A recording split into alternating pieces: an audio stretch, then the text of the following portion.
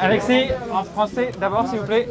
Alexis, dites-nous, vous la classez comment cette victoire? Vous avez gagné sur le tour, mais celle-là doit faire du bien quand même.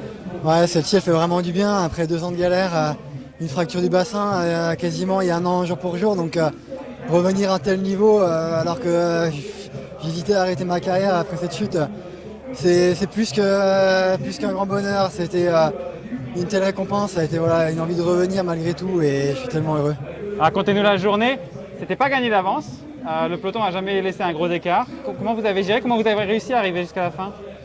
Ouais, puis en plus voilà, le briefing c'était Dual Boasson-Hagen et moi qu'on devait rester au chaud en vue de l'arrivée de demain, donc voilà, j'ai vu qu'on n'était pas représenté, je suis parti à contre-temps pour revenir dans l'échappée devant et je me suis dit tant pis, c'est pas vraiment les consignes du jour, mais nous on savait que l'échappée avait une bonne chance de jouer à la gagne aujourd'hui, donc voilà, et on a pris le risque et ça a fonctionné, donc très heureux. Vous écroulez au sol à l'arrivée, là, au bout de la ligne, qu'est-ce qui vous passe par la tête à ce moment-là? Vous respirez longuement, enfin, ça a l'air d'être très émouvant pour vous. Ouais, je me suis un peu emballé d'efforts très intenses parce que un sprint très long et j'ai crié de bonheur et forcément du coup il y a eu une dette d'oxygène qui a fait que j'ai eu une petite crise d'asthme, mais voilà, j'ai déjà connu, ça va pas le passer, il faut juste se détendre, se relâcher, ça passe. Quelle bataille avec le peloton dans ce final, c'était incroyable.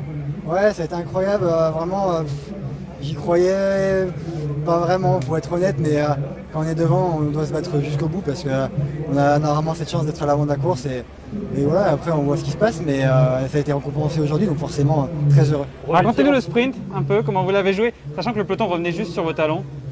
Ouais, un sprint un peu décousu, voilà, j'ai vu Olivier lancer le sprint très loin, à 300 mètres, je me suis dit que personne ne réagissait, que si j'y allais pas, c'était perdu et il avait déjà fait un petit break, il y avait quelques longueurs d'avance. Et j'ai pensé un peu au coureur de Monti qui a gagné récemment comme ça, avec un sprint un peu décollé où il est revenu. Et il pensait ne pas pouvoir gagner. Là, pareil, je pensais pas pouvoir revenir sur lui. Et j'ai vu qu'il a un peu coincé aux 50 mètres. Et là, je me suis dit, bon, allez, il faut tout donner. Et même si je me fais dépasser, je ne me ferai pas dépasser, mais j'aurais tout donné.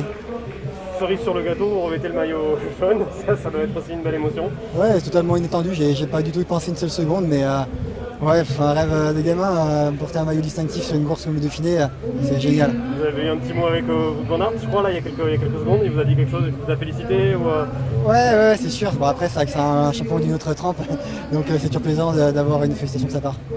Vous y allez, en anglais? Merci.